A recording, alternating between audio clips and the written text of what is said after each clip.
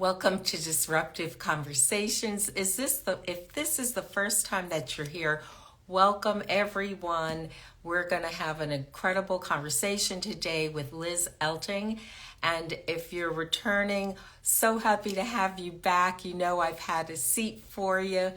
And we're going to be talking about how we connect with our vision, our purpose, how we know when we're in the wrong spot, having the courage to be able to say, I need to pivot, and taking action to that effect. So we're waiting right now for Liz to come on. And one of the things that we know is that positive change can happen at any point in time. And that's really what this is about. That we hear so much about change, and change can sound really great and we really want to step forward into it.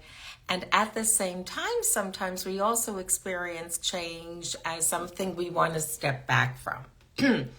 And that makes a lot of sense because within us, we have something called a negativity bias. So we like what is familiar and we want to stay in the space of familiarity because it calms our nervous system down, that we know what to anticipate. When change happens, we're not sure exactly what's going on, and so we're in a state of flux internally.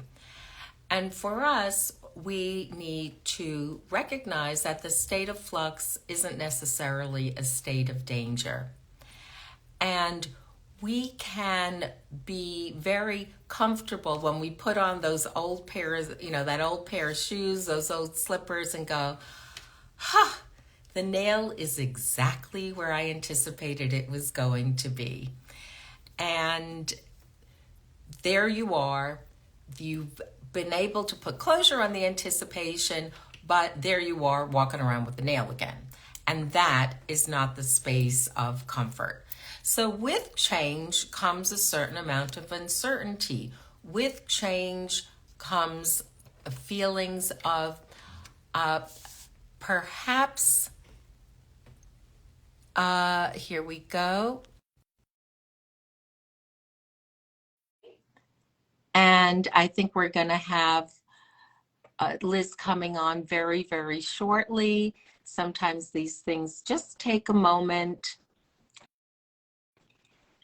Looking forward to seeing her. So when we're in the state of flux, what we need to be able to tell ourselves is that I'm fine, I'm safe. And that's where we learn to take our spaces of growth. Change is about growth. Change is about, here we go. I'm trying to accept this, and let's see if this is accepting. Come on.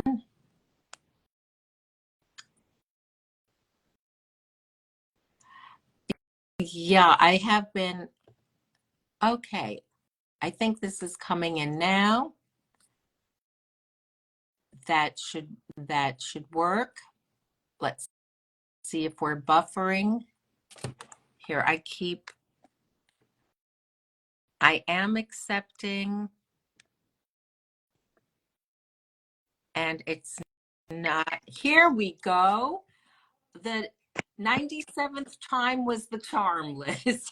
Hi, Dr. Risa, how are you? Oh, Liz, I'm so good, and I'm so happy to be here with you and share time with you, conversation. And so what we're going to be doing is first, I'm going to be introducing the show. I'll introduce you. You'll have your moments to just get all squared away here, which is totally great. I'll introduce myself, I'll introduce you, and then we are going to be off and running. And hola for everybody who's coming in today. So welcome to Disruptive Conversations with thought leaders, entrepreneurs, innovators, authors, educators, attorneys, in which we deep dive into the experiences these women have needed to navigate and conquer in order to have achieved the personal and professional success they have at this point in time. And there's always more to come. So I'm Dr. Risa Reiger, clinical psychologist, and I'm an expert in change.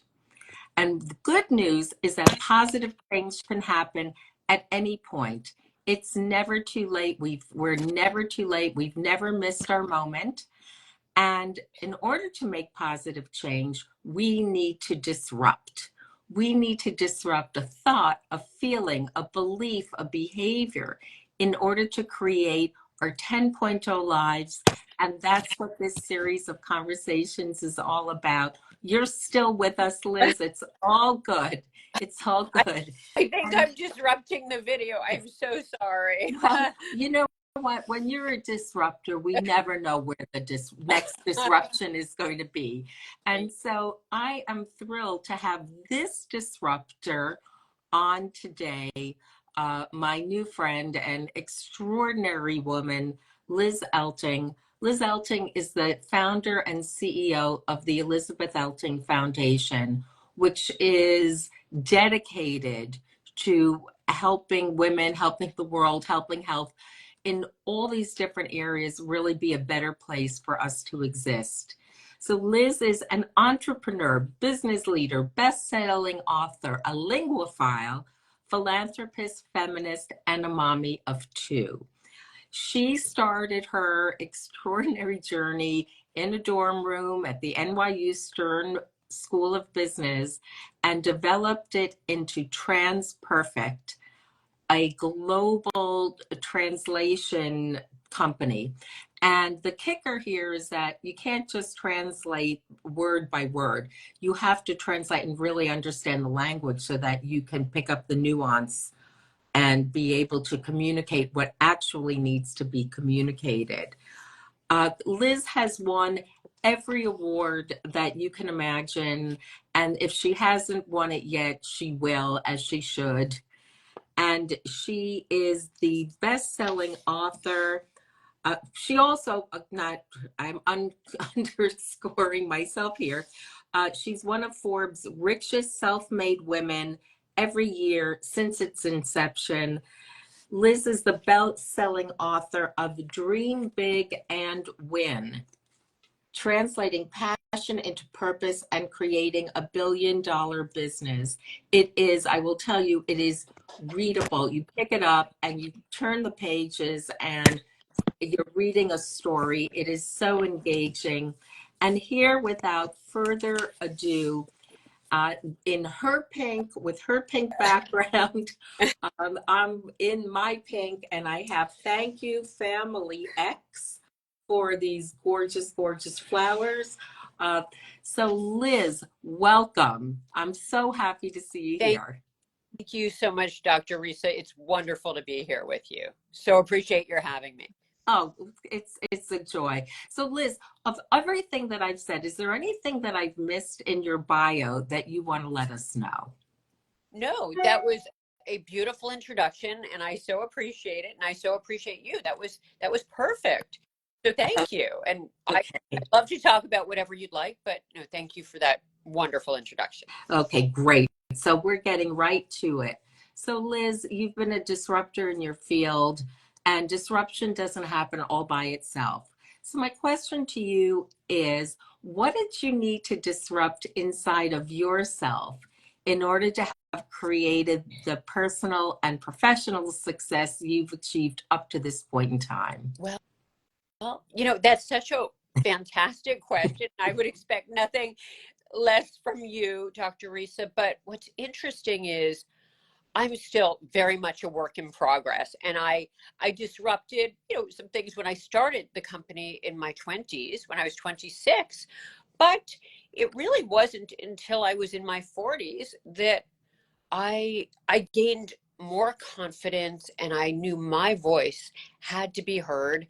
And I continued to disrupt things. That was more personally. I needed to be tough, and I needed to stand up for myself. And I can talk about in all kinds of ways that I did that, but that didn't happen until my early 40s. Here I am now in my late 50s, and still just now using what I think a lot of what I've learned along the way. But as far as, back to your question, I think I realized I had to take a risk. So I was a perfectionist my whole life until I started Trans Perfect, and I was 26. And what I did is I didn't overthink it. I had found myself in a job situation in which I was miserable. I was very briefly in finance in a very sexist environment. And after only 6 weeks, I ended up leaving that job.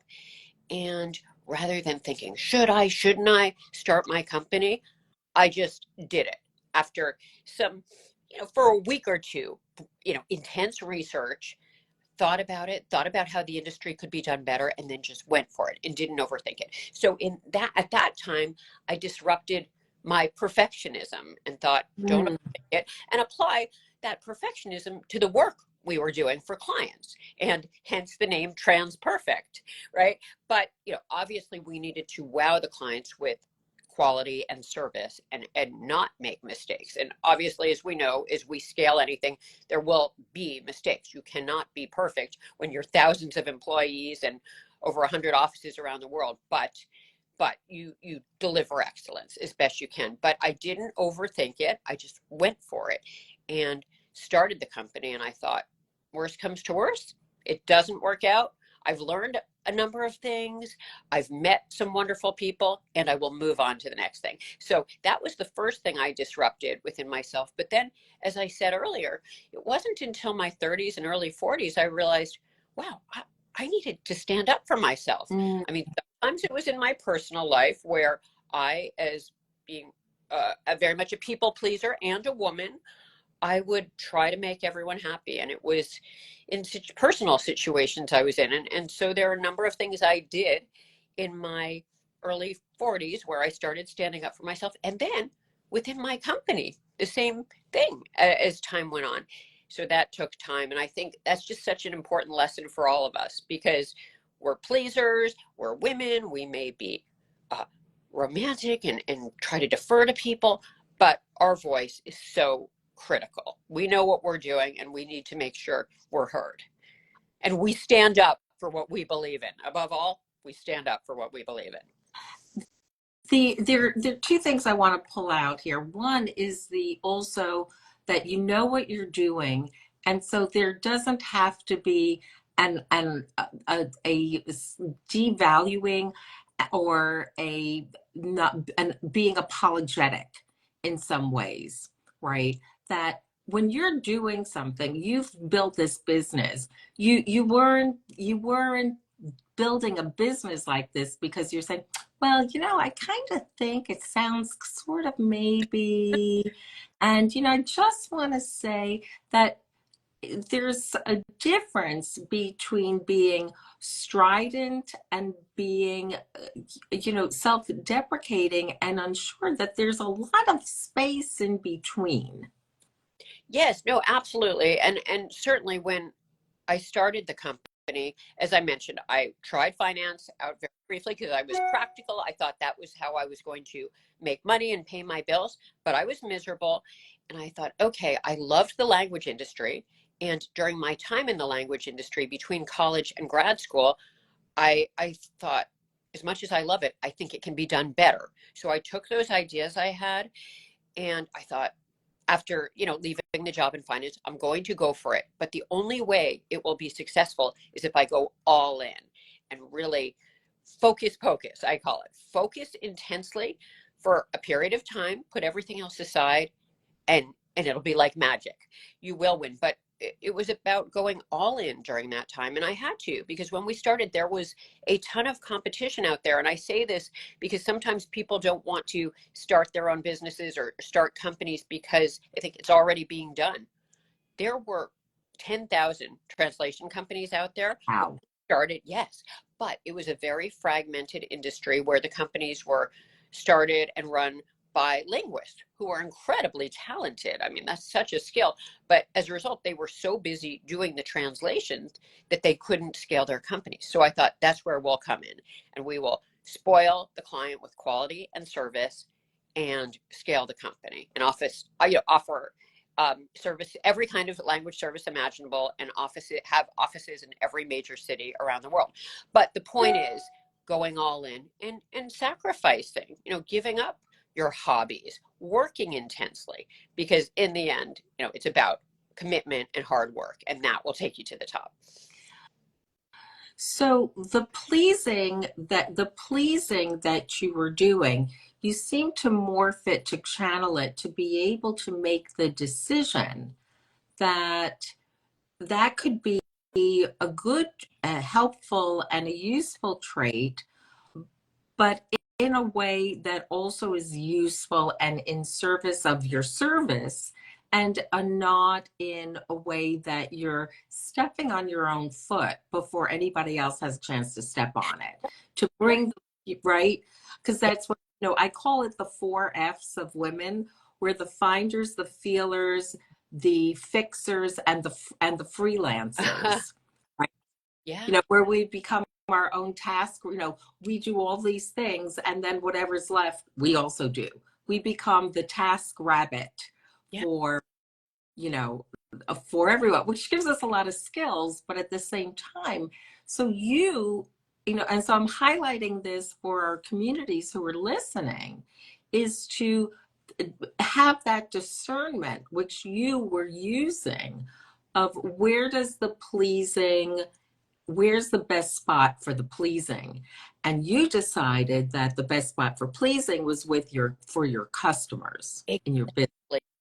Basically wowing the clients with service and quality, doing what other companies won't do, what other people won't do. That's where that pleasing goes.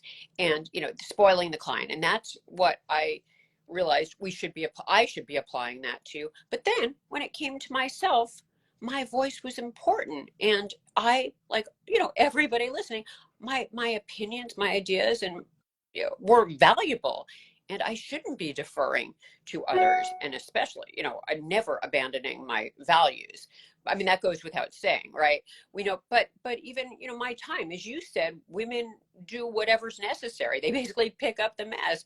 And no, our time is valuable, and our identity is valuable, and we need to, again, stand up for ourselves, use our voice, and make sure we look after ourselves. And that takes very important forms. I mean, obviously, not to disparage anything, but bubble baths are fine, bath bombs are fine, a massage is very fine, and these are all good. But it's about how we value ourselves and how we use our voices. So, what has it been for you in terms of how you want to use your voice at this point in time? Sure. So at this point in time, I I have a foundation that I started after I sold my company. So basically, started my company, grew it for 26 years, and then sold it. So it was a nice long journey. And during my time there, as much as I loved it and loved the journey, and I learned a tremendous amount, and I worked with wonderful people, I saw a couple issues in the world. One is women were not treated as they should be. The world was still not fair. And it certainly wasn't when I started, and still today, even though we've seen some progress, we know there's so much more that needs to be done. So I learned that in my years at my company. And then of course the other feeling I was left with is, boy, was I lucky. I had a wonderful upbringing where my parents emphasized education, and they paid for it, and the value of hard work. And so many people in this world are not born into that situation, and they aren't given the right opportunities. So I needed to help those people. I needed to make it so everybody could get that education. I mean, obviously I can't make it so everybody can, but so I wanted to give back so more people could get that education, could have that opportunities to build their dream business, and could live long, happy lives, because I was one of the lucky ones, and we all deserve those opportunities. So as a result, I started my foundation 6 years ago when I sold my company, and we focus on helping support and empower women and people from marginalized and diverse communities. that's that is a huge undertaking. You know, it's really that's a huge undertaking. And I want to highlight here that you worked building your company, growing, building, nurturing, you know, finding, fixing, feeling and freelancing your company. Because in 26 years, you didn't just kind of take the top moment to say yes to this and no to that. That you were in there doing it all, whatever it took. Yes, and that was why, in it to win it, and I was working, incredibly hard, as was our team. We were fortunate. We did the right things. We hired the right people who were committed to the dream and helped build our company into the largest in our industry. But you're right in the sense that because I was busy doing that and then having my two kids and trying to be a good mom, there was no time for the foundation work, the philanthropy. And I'm a big believer that if you try to do too many things at once, you can't do any of them, or I can't do any of them well enough. And part of why we were able to be successful, as I said, it was all in on the company and then the family, of course. And now is the time to focus on the foundation. So it's also important to underscore that sometimes you may want to do something and you're really intent on doing it, but you also have to be clear about when it's possible to do that Yeah. so that you can give it your best. And just because it's not now, it doesn't mean not ever. Oh, absolutely. And I mean, one of the things I say is work today like no one else will, so you can live and give tomorrow like no one else can. Now, that's how I did things. And obviously, there are a lot of roads to Rome, but that worked well for me. But yes, absolutely, you can't do it all at the same time. And I think that can be what holds people back. They try to do too many things at once. And, as you say, as people say, you can have it all, just not at the same time. So you just need to figure out your plan and stick to it.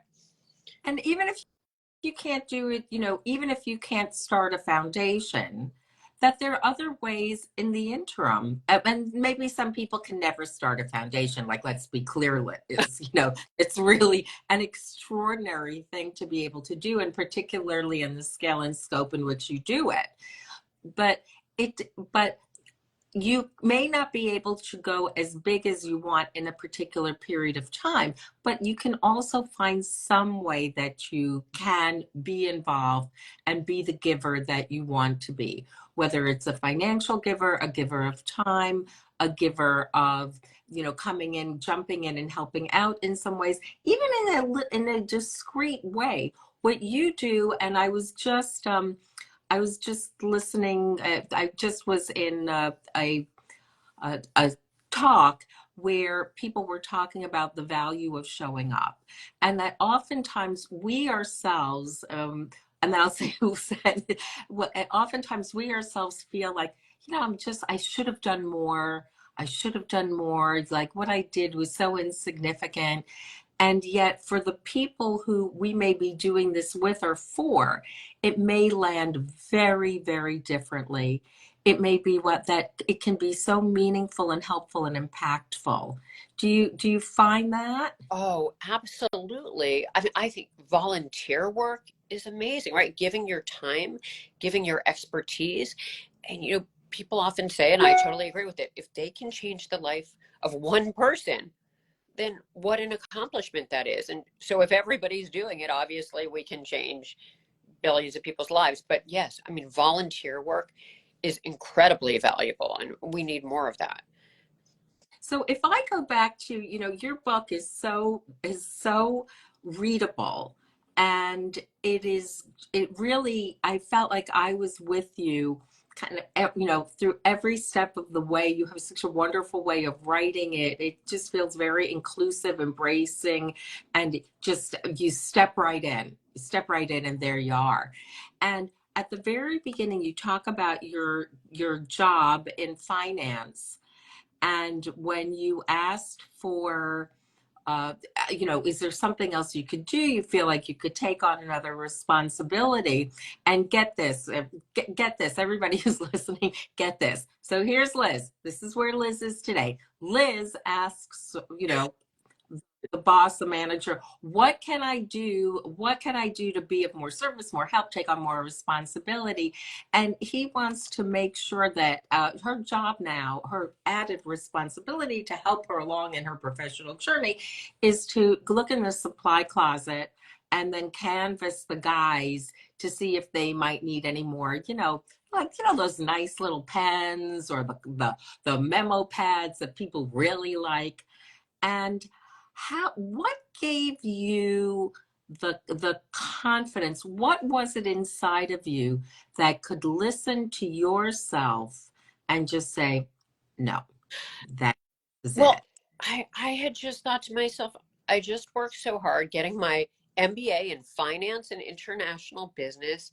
And I had always thought it's all about hard work. So I did that. Then I got this job and I thought, okay, it's all men, a bunch of men and me. That's how it is here. So what I'll do is I'll work harder than they will. I'll come in at 7, I'll leave at midnight, I'll work harder, and that's how I'll prove myself. So then I was doing that. I was working harder.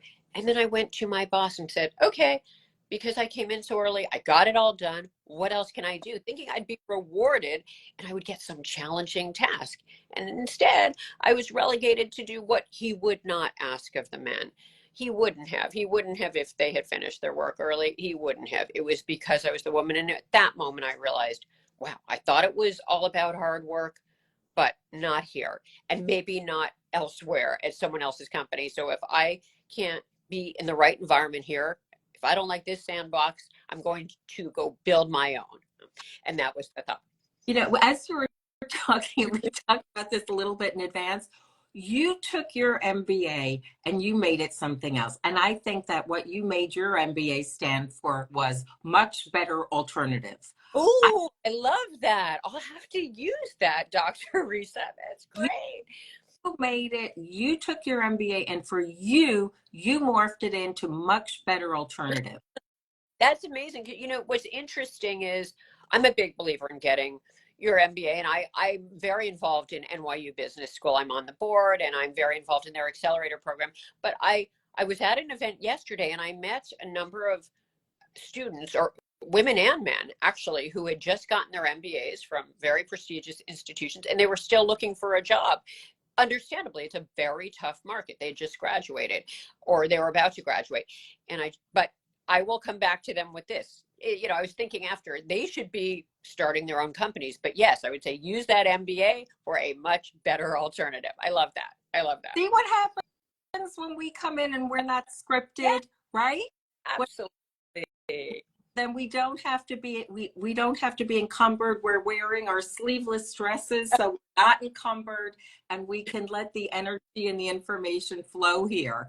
Uh, so, so Liz, what is your next disruption? Oh, wow.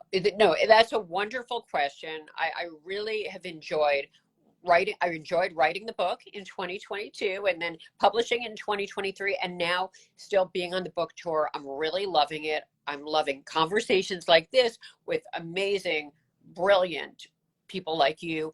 So I'm going to continue with that, both online and in person for sure, and then continue with the foundation work. And I'm involved in so many different causes with the foundation. I've thought it might be time to narrow and focus a little better. So I'm going to be doing that. And then beyond that, we will see. And your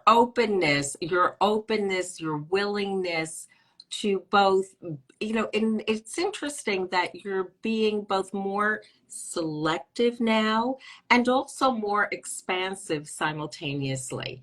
And so that we can live in spaces and different kinds of spaces simultaneously.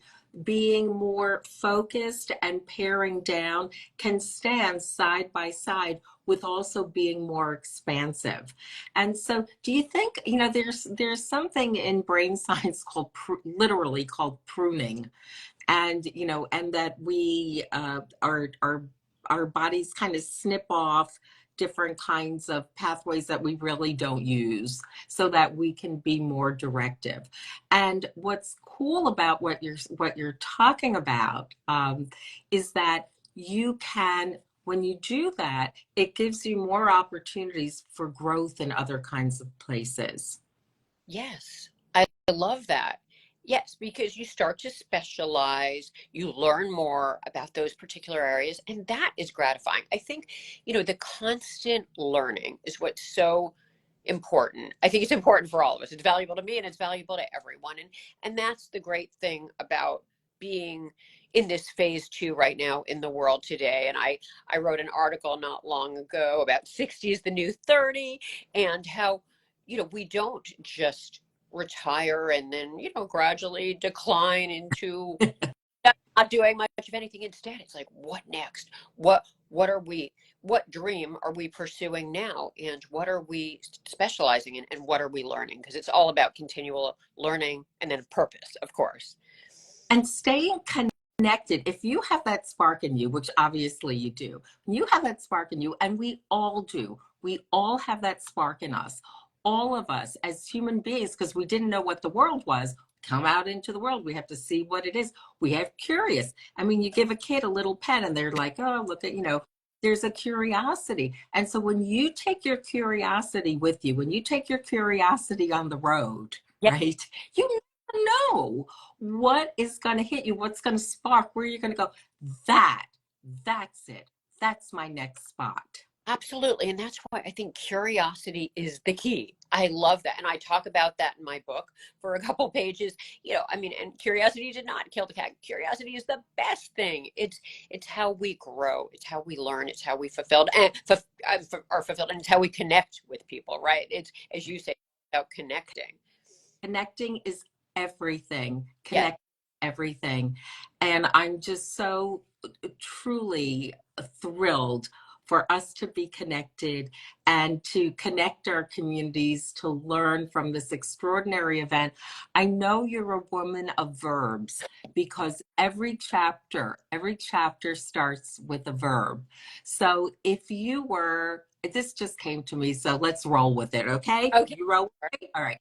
So if you were to choose one verb, what's your favorite verb? What's the verb that really captures something for you? Yeah. Awesome question. And it relates to exactly what we were talking about, which is ask or learn or I know that's two, but right. It's okay. I have room in my heart. Yes. I have room in my heart. Right. Okay. I think it's all about, sometimes it's, learning, and we do it by asking lots and lots of questions. We do it by reading, another verb. But yes, it's all about continuous learning. Mm-hmm. Yes. So okay. Read, just learn. So from today, I want to thank Beyond Grateful Liz Elting for the learning and how learning happens and learning happens in ways that are so important. There's the external learning, and remember never to forget to go to the internal learning. You're a source of information, you're a source of wisdom, you're a source of curiosity, you're a source of what is looking at, wow, this is really, this is just so wonderful. And also being able to have the courage as you have of saying, now this needs a little more, TLC, this needs some work, this needs some development, this needs some care. And I don't think that we could leave our audience and our communities with a more to think about, and take it on the road. Do something and do something with it from what you've heard today. So we are going to take our glam shot now for our cover shot. Okay. We'll do a little flip. We are absolutely color coordinated. This did not happen intentionally. It's just I'm just trying to, I apologize if this has been dark. My background has been dark the whole time and I can't quite figure it out. So, you know what? I've come on. That's the thing about live. You come on. There are times when I started, I looked orange, like who knew? yeah. We do the best we can. and we show up. And like you said, you show up and you make it happen, and you don't Absolutely. overthink, right? And this is our verb. This is our verb, is like happening. Okay. Wonderful. Thanks so much, Dr. Risa.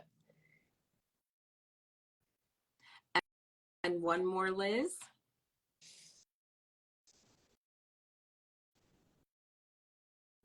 And for everyone who's been here today, thank you so much. Remember, going to be back here next week. Remember that positive change can happen at any time. Oh, and also, if you've missed any part of this, if you have a friend who needs to see this, don't worry. It's going to be posted on my Instagram, on Liz's Instagram. You'll have that opportunity. She's a great person to visit with. Come back and visit again.